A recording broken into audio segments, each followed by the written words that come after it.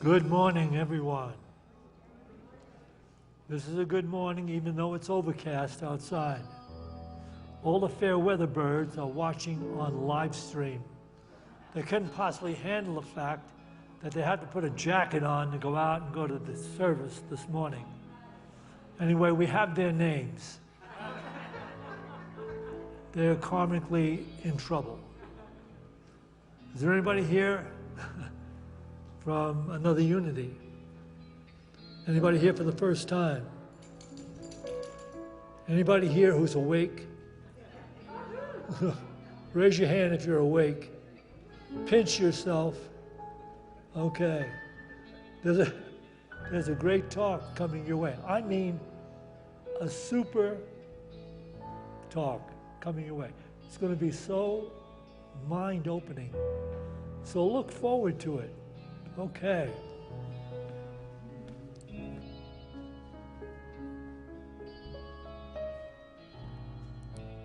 Good morning, everyone. Welcome to Unity of Boulder. Welcome to those of you who are joining us here in-house and those of you who are joining us online. We love spending time with you each Sunday. We've got a few things coming up here, happening here at Unity of Boulder I want to talk with you about.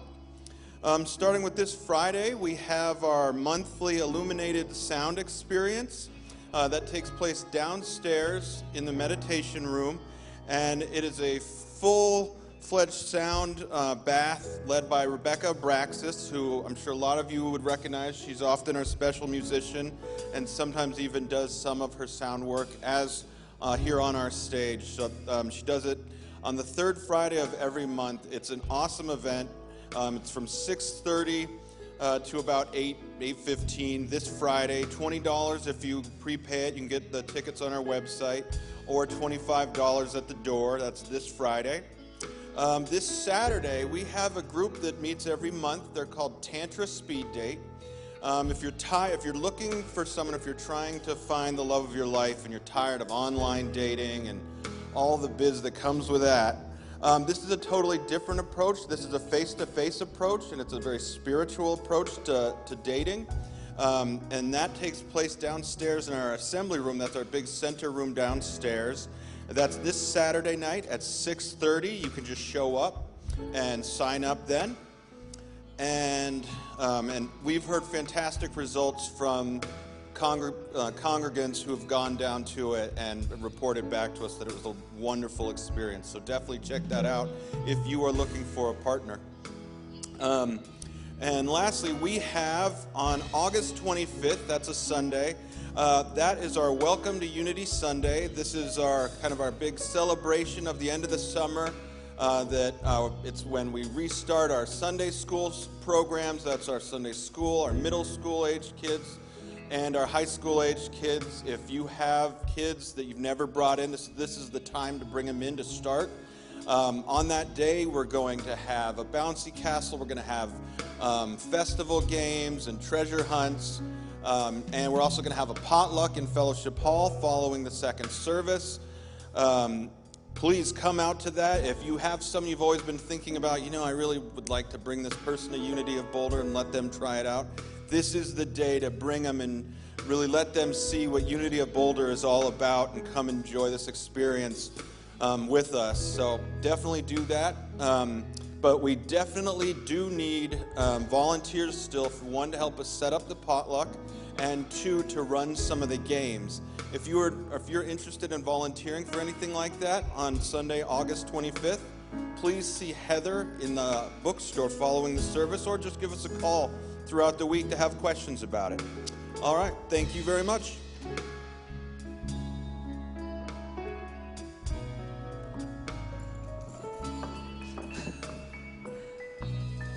Good morning, everyone. Welcome to Unity. So this is the time in our service. It's a call to prayer. This is a time to recognize people that might be needing prayer in your life, maybe family or friends or the world, wars and things of this nature. We know in Unity we use affirmative prayer, which is really aligning ourselves in the power that the God through us can send vibrational energy in the consciousness of our friends and connect with them and lift their spirits in whatever challenge they're facing. And so we know when we're praying, we're not changing God or an energy that's outside of us, but we're changing ourselves, heightening our consciousness and connecting with the high consciousness of others so that they may bring the healing into their own worlds. But we'd like to write a name down on a prayer sheet, and it goes into the prayer box, so that vibrational energy keeps going on all week. And it will be in the prayer box, brought into here for 30 days here at Unity of Boulder, and then it'll be sent to Silent Unity at Unity Village in Missouri. And this is Steve Sheets. He's the head of our prayer partners, and he will collect the names and he will bring them there, and we will make sure that those beautiful healing vibrations keep healing and bringing wholeness back. So we like to sing this song to come into the presence. They say to sing is to pray twice. So join us. You are the air I breathe. You are the air I breathe. Your holy presence living in me. And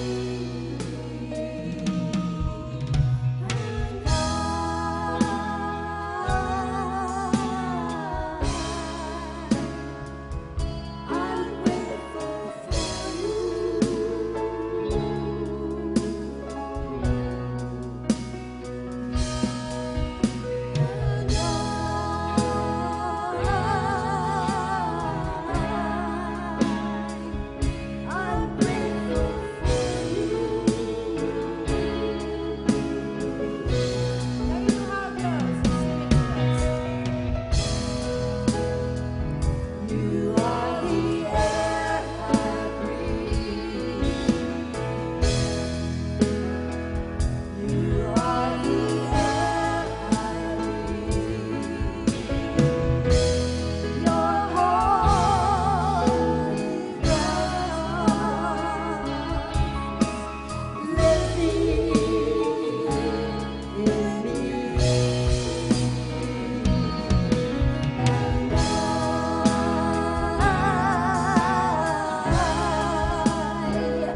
I'm grateful for you.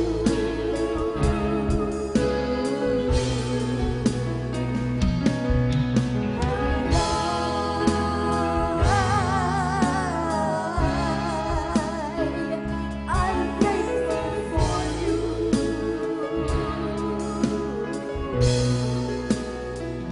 So grateful for you.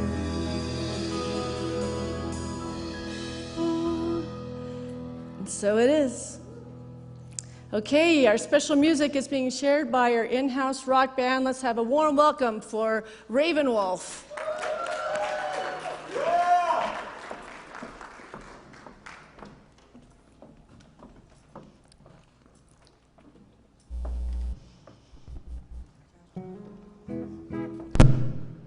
I'm gonna need a water.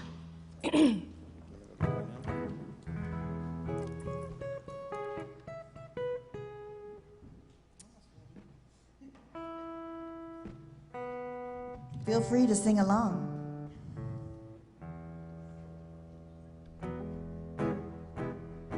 Here's a song about the soul.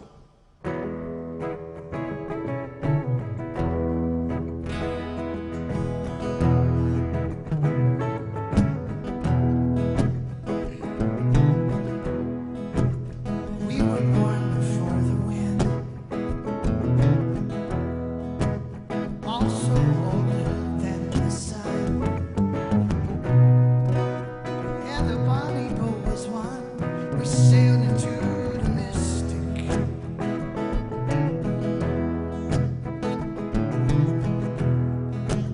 Hark now, hear the sailors cry. I smell the sea, feel the sky. Let your soul and spirit fly into the mystic.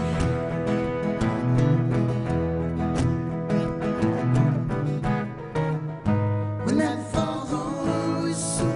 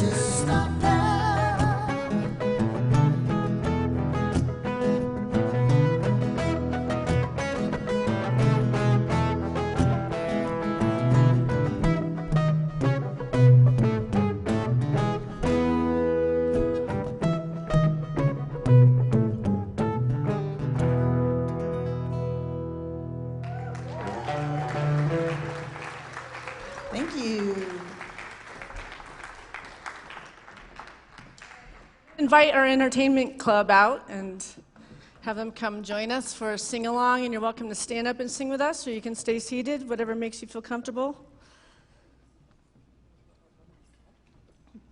Here, yeah, you go right here. And Norma's going to go right here, so let her help her down. Here.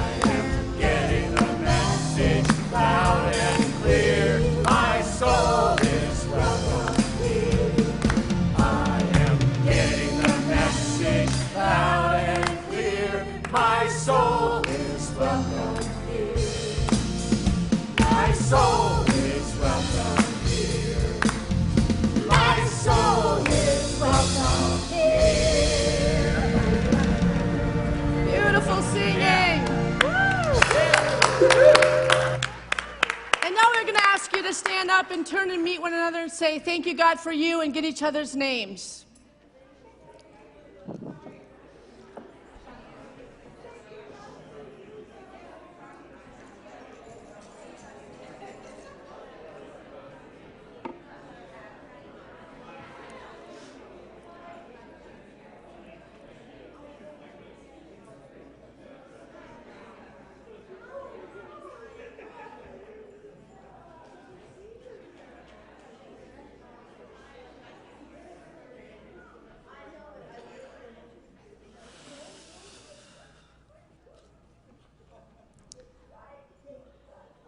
And pat yourselves on the back and say, thank you, God, for me.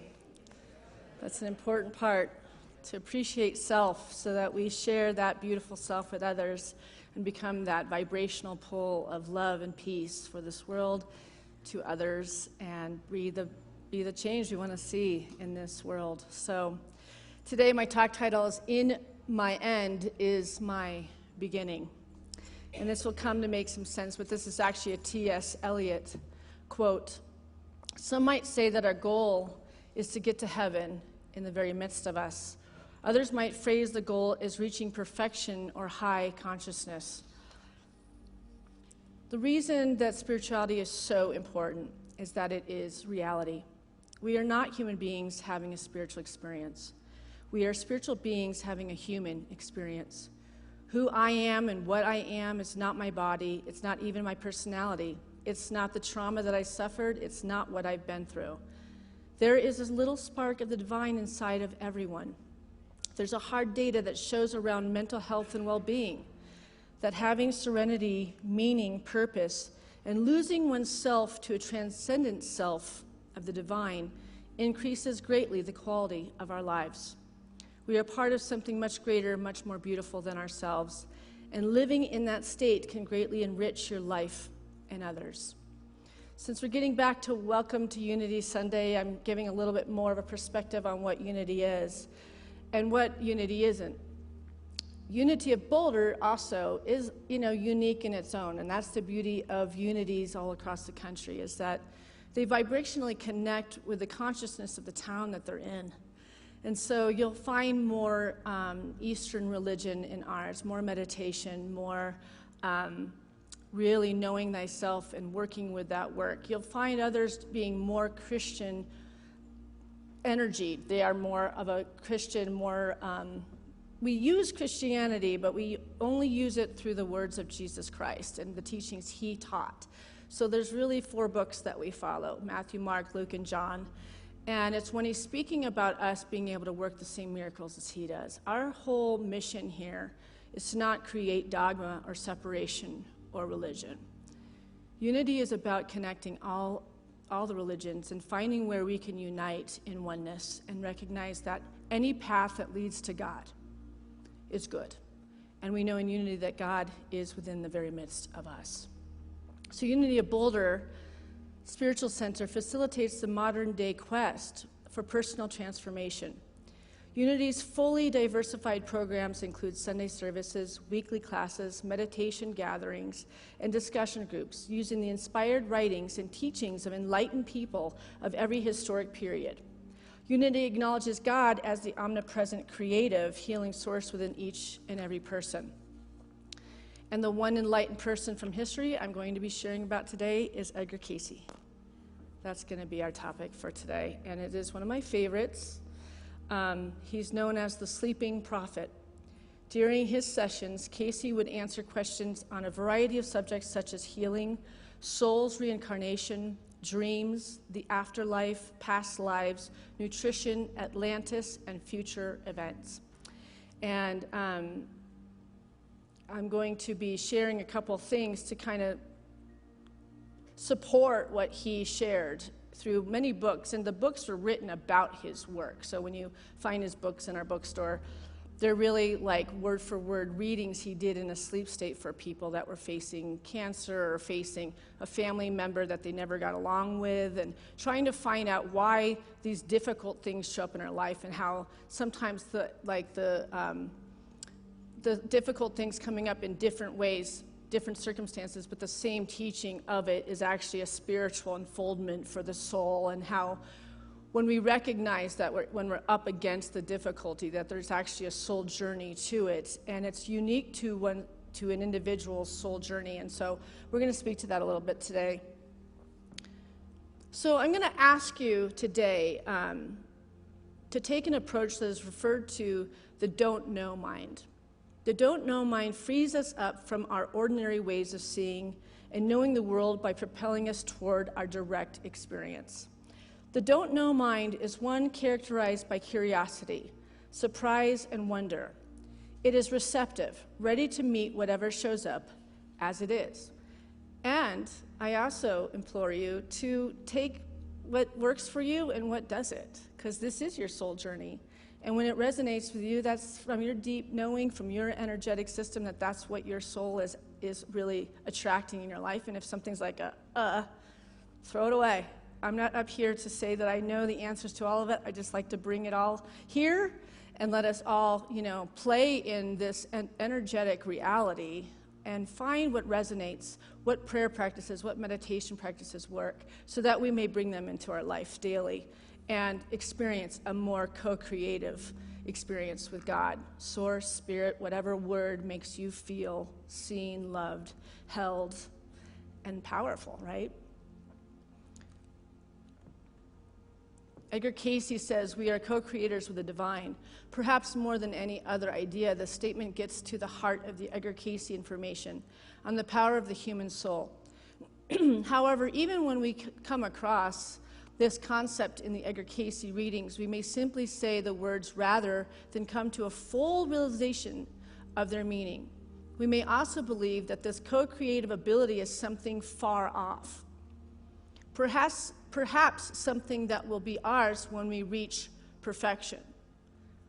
And that's always kind of the thing that gets stuck for us, is that we tend to think that like when we achieve some sort of state of enlightenment, some place where we finally felt in completely a state of peace in every area of our life, or we're in a state of whole-bodied energy and we feel whole and healthy and thriving, that then we will be able to really digest these concepts and bring them into our awareness. And actually, in this moment, you can change your whole life when you start to really take in some of the messages that these modern-day people, Edgar Cayce lived in the 1900s. It's not like we're looking back 2,000 years to Jesus. He's been only dead for like 40 years.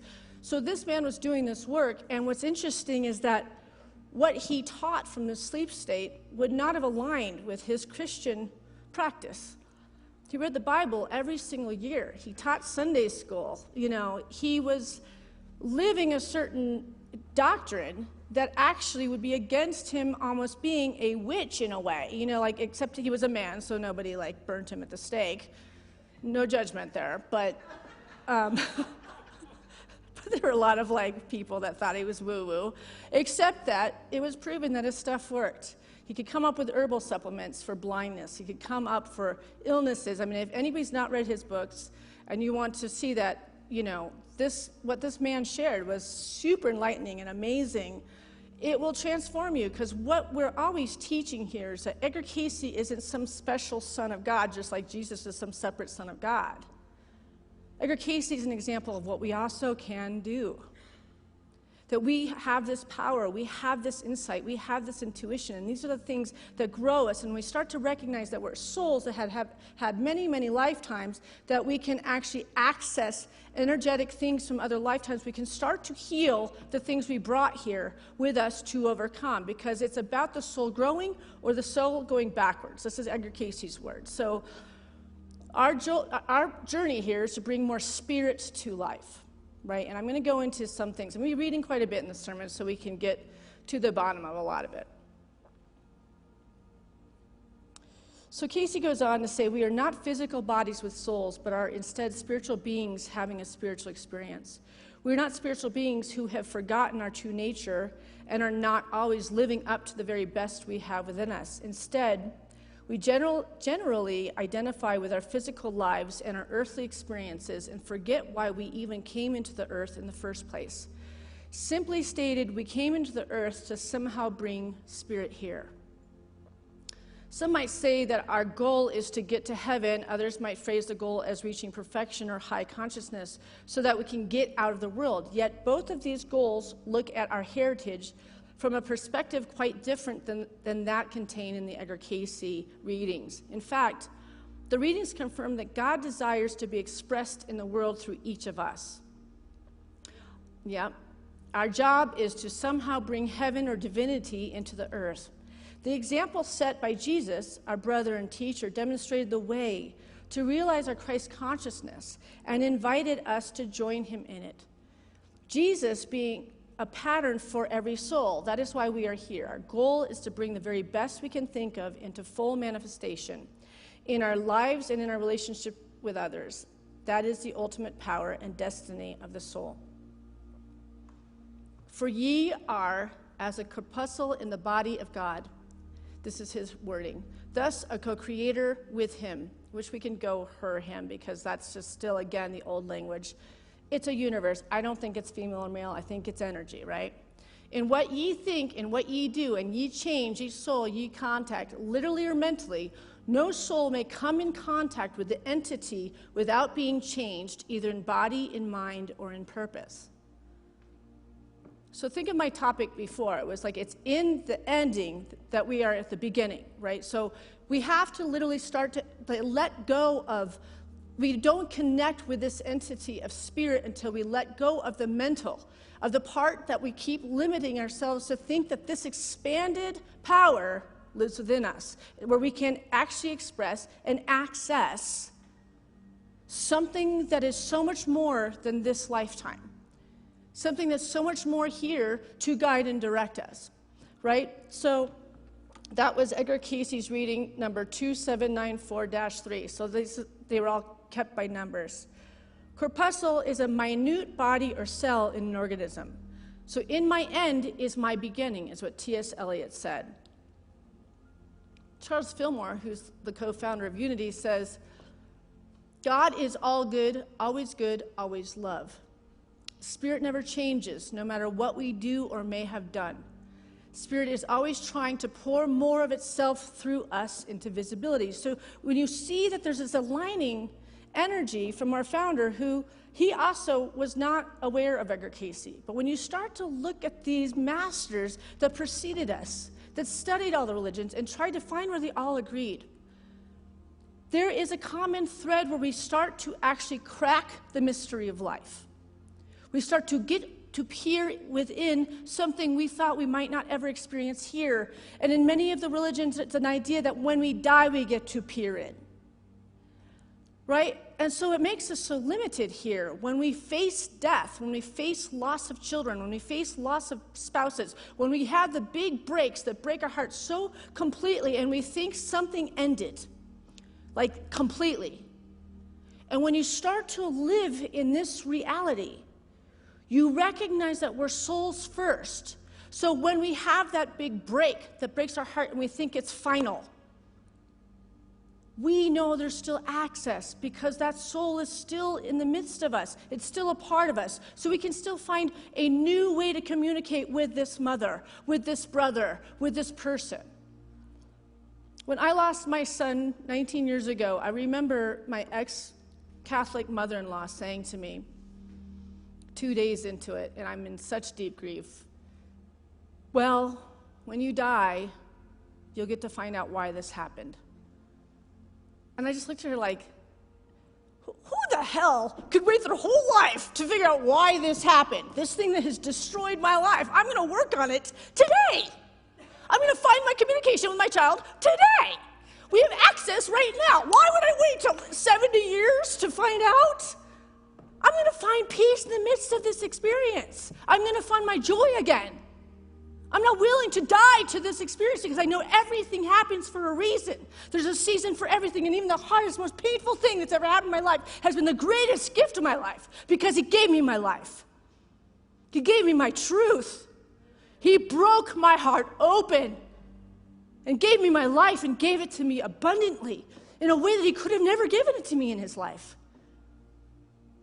We discover that those things that break us in this life, in some way, I do believe we have a karmic contract. That there's a possibility that we said, you know what, I'm willing to do this break this lifetime because I want to grow my soul this time. I want to be magnificent. I want to work miracles in my heart and in my life, for my children, for my spouses, for this congregation, for this world. Right? So the Edgar Casey stuff is the stuff that became everything. My middle name is Casey, after Edgar Casey. But it never rang true like it did when that time happened in my life. So for many years, the prophecies have told us that there is going to come a time where people are going to make it through into the new consciousness. And some of us are not. And what I see now and what is important is that we walk through and don't get pulled back into the old days and the old ways. And one of the ways we can get pulled back is by getting critical and angry about what's going on. Don't put your energy there. Put your energy into how it could be. Hold that dream for everything and see it completely. Live it as if it's already happened. That's what every person that's preceded us as masters has said. See it in your mind's eye and then live as if it's already happened and be in gratitude. That's affirmative prayer.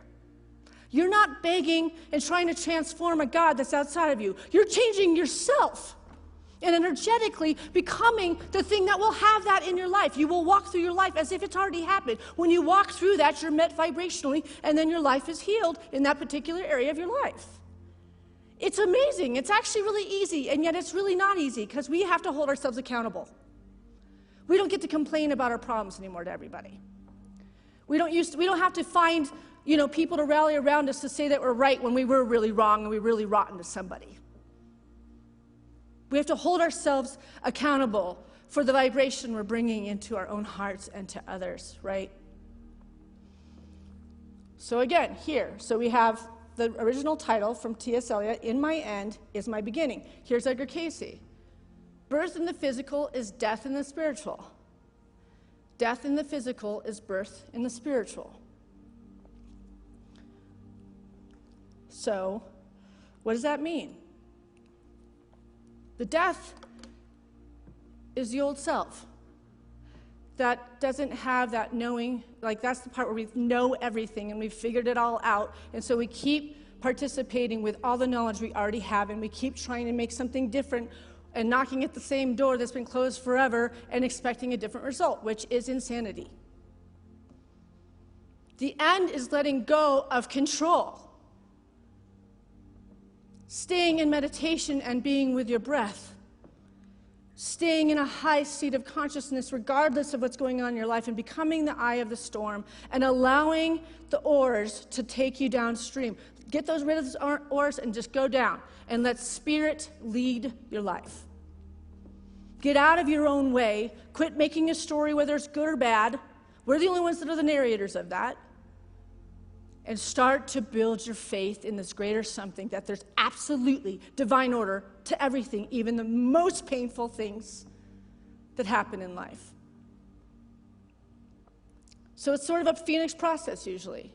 Awakenings come from a phoenix process. It's usually a death of an idea or a thought about self or a low self-esteem that we keep adding on to that low self-esteem, so we keep creating something outside of us that keeps proving to us that we're not lovable, we're not good enough, we're not smart enough. But the truth is, it has nothing to do with anybody out there. You're creating everything that's going out there. You're the director of your own play. So if you want to see something different out there, you better start looking at what you're harboring in your conscious and unconscious mind. We don't heal because our problems are being solved. We heal by reconnecting with what we feel we lost in the fear and contraction of things. We heal by connecting to our innate capacity to heal. This is felt as loving self-acceptance, a quality of openness to our conditions that are expanded and strengthened. We don't heal because our problems are being solved. Do you see that? See, we always are going after this problem. And the problem is just a reminder to go inside and to start shifting vibration, start shifting old wounds, start shifting and healing and loving oneself, liking oneself, being blown away by oneself. Just the little things, be like, you're rocking it. You know, how often do we let that inner critic just completely destroy our day, and then the outer world keeps showing you the inner critic, and you're like, this world is mean. This world is evil. This world is hard. But you know who's mean? It's you, to self.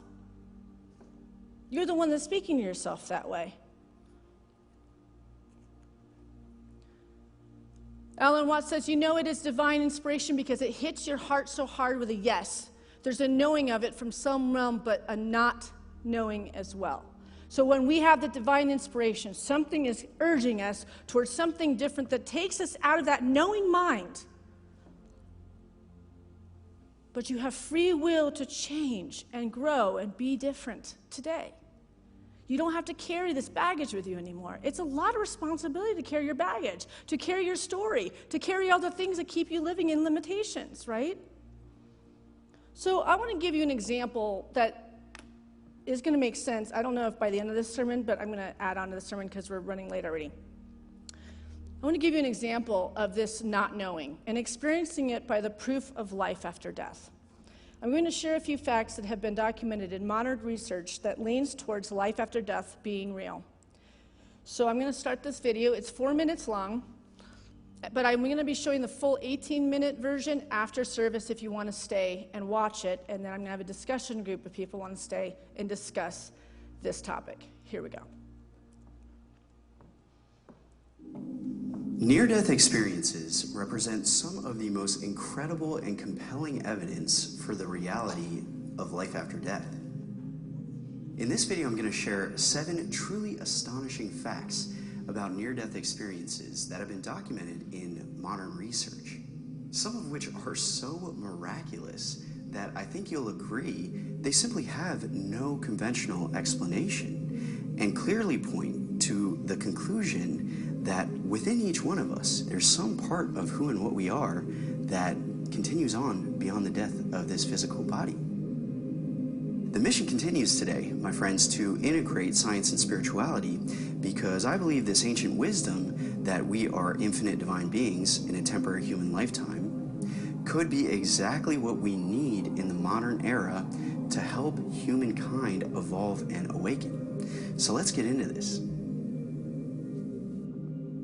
I'm going to start with a little bit of background here, and I've shared some of this in previous videos, but it's useful to set the stage here. It's actually quite remarkable just how quickly this field of research has grown over the past few decades. Going back over 60 years now, we have hundreds of scientific publications investigating this topic and thousands of carefully documented cases in which people on the brink of death have reported separating from their physical body and visiting some sort of afterlife. As extraordinary as these experiences are, they're also surprisingly common, and survey data indicates that around 5% of the population reports having had one of these experiences. 5% is a pretty mind-blowing number. I mean, that's over 10 million people in the United States alone, and hundreds of millions of people, hundreds of millions around the world who have reported a similar experience. One of the key findings of research into near-death experiences is that all over the world, independently of sociocultural or religious background, people report the same key characteristics to these near-death experiences, which is interesting and challenging to explain in and of itself. If these near-death experiences are all hallucinations in a dying brain, it's hard to explain why people all over the world from very different backgrounds are hallucinating the same things, right? Now, some of the core characteristics of these near-death experiences include consciousness subjectively separating from the physical body, feelings of profound peace and love, moving through a tunnel or a portal, a sense of transcending space and time, encounters with other beings, a gain of knowledge and insight, returning into the body, into this physical realm, and the transformative nature. These experiences change people's lives forever. Here in the present day, the current scientific consensus is that near-death experiences are the result of hallucinations in the brain in a dying individual caused by a severe deprivation or lack of oxygen. The 7 lines of evidence that I'm about to share prove that that theory is wrong, or at best, that it's incomplete. It's insufficient to account for all of the facts and data and evidence, right? So let's start with number 1. The first fact is that near-death experiencers report supernormal consciousness while unconscious or clinically dead. Supernormal consciousness, what this means is that during a near-death experience, people commonly report that their consciousness expands. They are more aware, there's greater lucidity, there's greater perceptual abilities than in everyday consciousness. In fact, according to a survey of around 1,000 people from the Near-Death Experience Research Foundation, 95% of experiencers say that their NDE was, quote, definitely real. 78% of near-death experiencers reported, quote, more consciousness and alertness than normal. And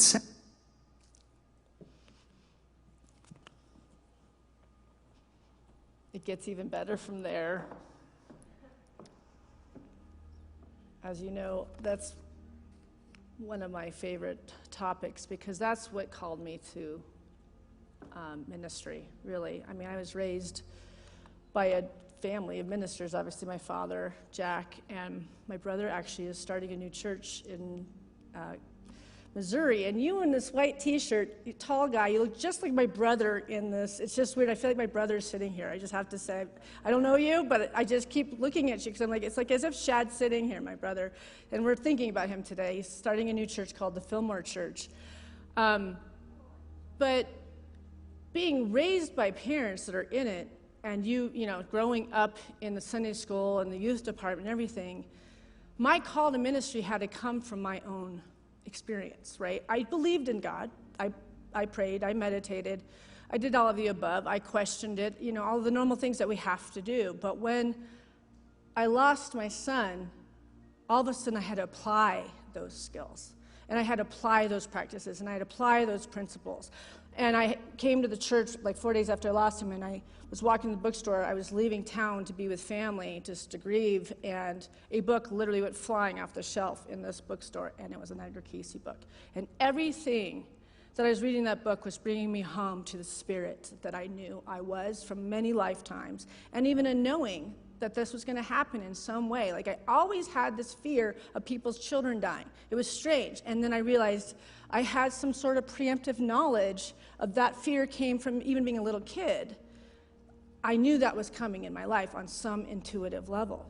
So we must acknowledge that if our souls existed prior to this incarnation, and they did, then there are many dimensions to ourselves that are beyond our current personalities. And if there are more characters in us, and there are, then there once was our original first self. In ancient temple trainings, which many of us likely experienced, there was much effort devoted to knowing oneself, one's true original self. Add to this fascinating idea that Edgar Casey often stated that each of us is known in heaven, and suggested that it would be good to come to ourselves as we are known. I'm going to say that one more time.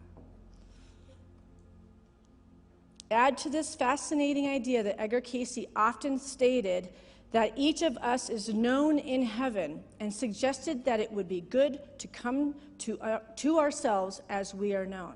So that's the discovery, that limitlessness of your sovereign soul journey, right? So I'm going to share this story because it's just very fascinating, because, and then I'm going to have to close it, and I will get back into this. I have another 25 pages of this sermon, so I'm not going to finish it all today. But I want to go over this because I so relate with this, because Hewlin Casey is Edgar Casey's son, right? And I'm Syntysche Groverland. I'm Jack Groverland's daughter, right? I've always questioned everything that he was teaching until it came into my present day, and it was like, oh my God, this is all real. This all really works. You know, dreams and visitations of dead loved ones and all those things. Once I was broken open, I was available to the supernatural, right? Okay, so Hewlin Casey, Edgar Casey's eldest son, once had a dream that gave him information that literally saved his life.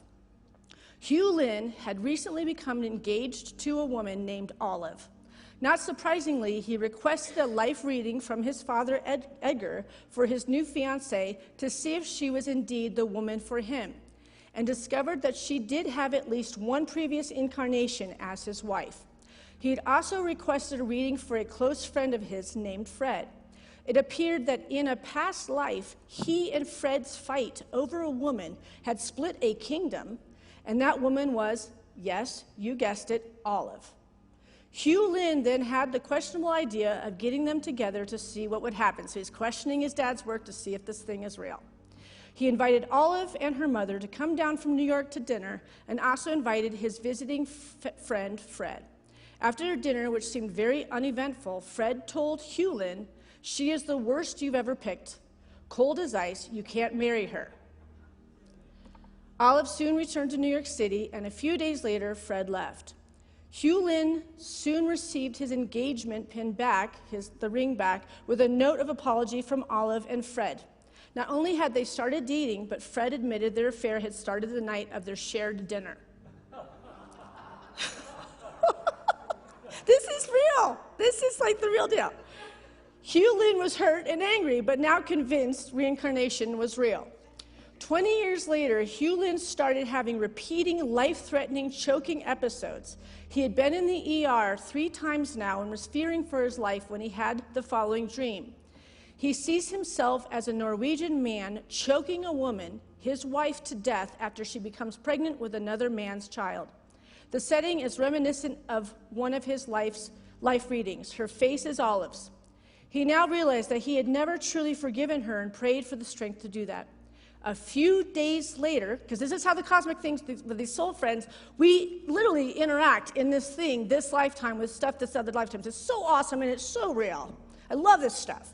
A few days later, Olive called out of the blue after many years, admitting that she had treated him badly and asked for his forgiveness. He relented, and the choking never returned. Our souls remember. Our emotional bodies also remember. Ever had an instant attraction or repulsion to a person upon meeting them? It puts a new spin on the word reaction, doesn't it? A new spin on it. And I'm just going to finish with this because it's really funny. My son, Ty, is 18 years old. And he's got many different groups of friends, but there's a group of friends that it's my best friend from high school's daughter, and they hang out all the time, and she has all of her own friends. And he maybe hangs out with her and her friends maybe once every couple of weeks. But there's this girl, Freya, that is in that group of friends that he's not really knowledgeable about, but every time they get together, this girl goes after Tyler's jugular vein and fights with him the entire night. And he's like, I don't know what it is with this girl. I'm like, I think maybe she likes you. I mean, he's like, no, she's like evil to me. Like, I don't, and I'm like, do you fight back? He's like, I say things I would never say to somebody. It's like we just hate each other. And he said this to me just the other day, and I said, and I'm writing this sermon, I was like, have you ever thought maybe she's one of your soulmates? Where is this instant anger towards each other from completely separate worlds? Right? And I see how they are. It's like a brother and sister, just they cannot get along. I said, she's probably one of your teachers this lifetime, and you're one for her. I'm going to play the video at the end. I hope we'll discuss it, and we'll go on from there. Blessings.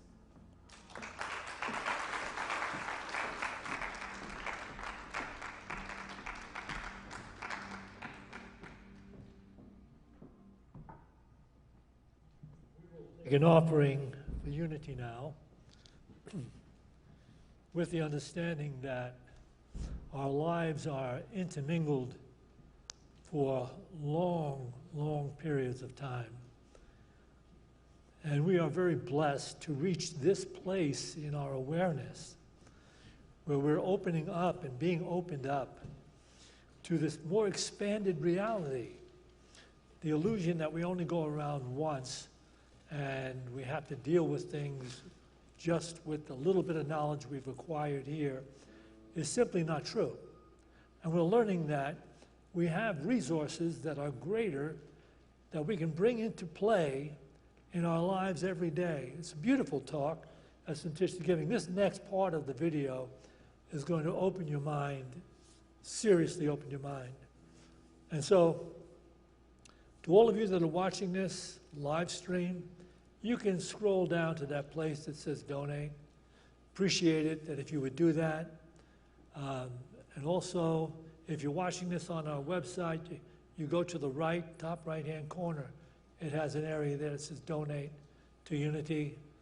And you have the Venmo code that you can use to tithe that way electronically, or PayPal.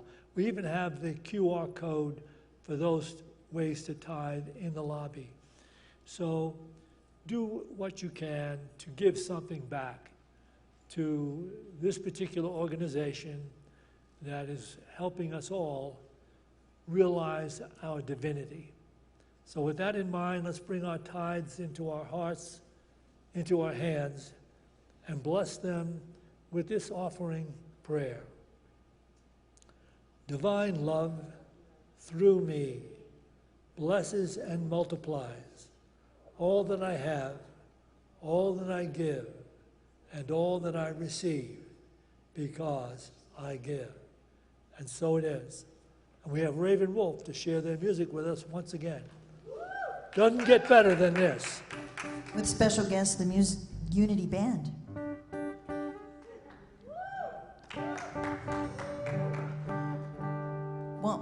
3, 4.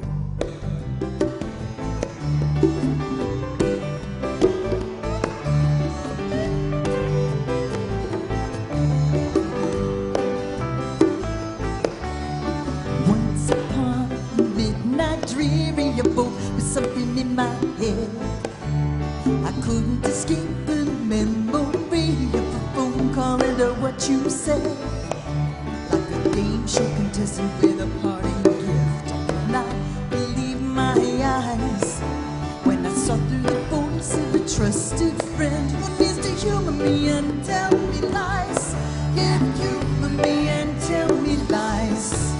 Well, I'll lie to and say I don't mind, for as we seek, so shall we find.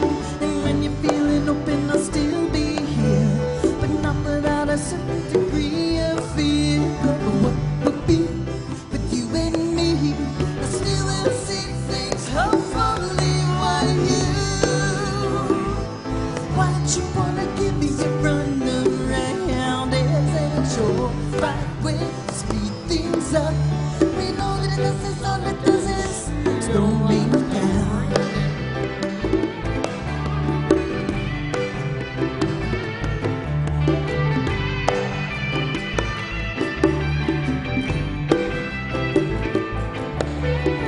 Show me my confidence about it. Three many things. You know I've been here before, and I can see you cower like a nervous magician waiting in the wings of a bad play where the heroes are right and nobody thinks or expects too much. And Hollywood's calling for the movie right, singing it, baby, let's keep in touch. Hey, baby, let's keep in touch. When I would more than touch, I want you to reach me and show me all the things that no one else can see. So what you feel becomes mine as well, and soon if we're lucky we'll be unable to tell. What's yours is mine, the fishing's fine. It doesn't have to rhyme, so don't you feed me a line. Why'd you wanna give me a run around? Is it a surefire way to speed things up? We know that it does is all it does is slow us down.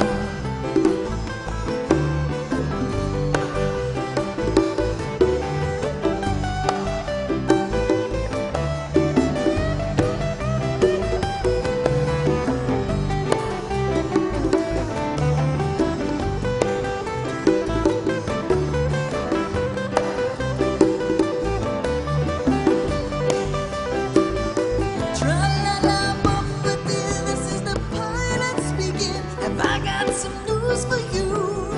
It seems our ship still stands, and no matter what they drop, there ain't a whole lot that you can't do.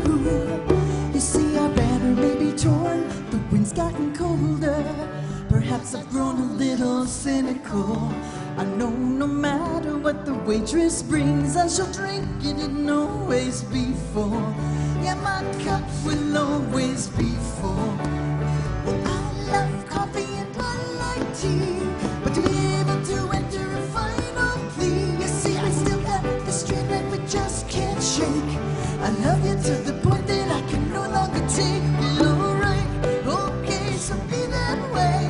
I hope and I pray that there's something left to say. Why'd you wanna give us a run around? Is it a surefire way to speed things up? We know that it does is all it does is slow me down. Why'd you wanna give us a run around? Is it a surefire way to speed things up? We know that it does is all it does is slow us down. Why you? Why you? Why you? Why you? All right, thank you. Thank you, band. Thanks, Josh.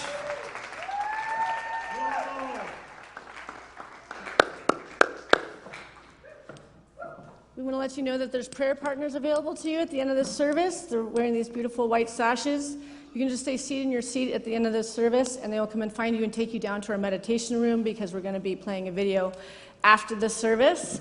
Don't forget that August 25th is Welcome to Unity Sunday. This is a really great opportunity for you to invite your friends and family to check out this place. We'll be really, breaking down the fundamental principles of unity. We're going to have an amazing potluck, a jumpy castle, and fun games for kids. So make sure you bring your friends that day, and for many weeks after that, it will be the same kind of celebratory energy so that we can really make people feel welcome and feel a part of our community.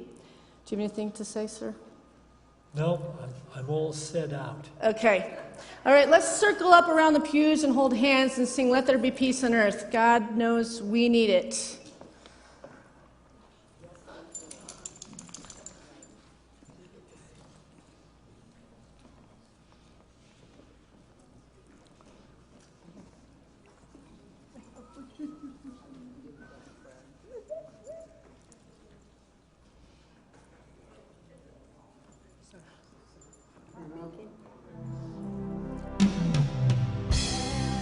There be peace on earth, and let it begin with me. Let there be peace on earth, the peace that was meant to be, with God as creator. Family all are we. Let me walk with my family in perfect harmony. Let peace begin with me. Let this be our only now. With every step I take, let this be my joyous life. Today and live in peace even on me. Let there be peace on earth, and let it begin